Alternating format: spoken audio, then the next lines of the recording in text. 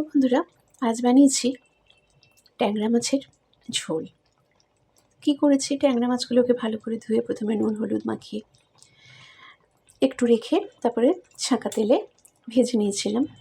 আর এই লম্বা লম্বা পাতলা পাতলা করে আলুগুলো কেটে এগুলোকেও রেখেছিলাম। এগুলোকেও তোমার একটু নুন হলুদ মাখিয়ে তেলে ভেজে তুলে নিয়েছিলাম।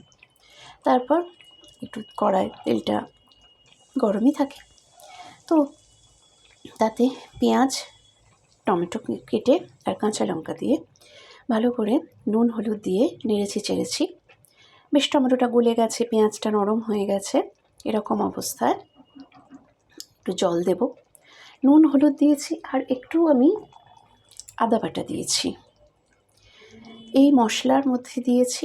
দিয়ে আর জলটা দেওয়ার আগে আর একটা জিনিস, অল্প একটু আমি ধনের গুঁড়ো দিয়েছি আর কি। তো দিয়ে জলটা দিয়ে আলুগুলো আগে দিয়েছি, জলটা তারপরে ঝোলটা ফুটে উঠলে মাছগুলো দিয়েছি। ব্যাস, তারপরে চাপা দিয়ে দিয়েছিলাম,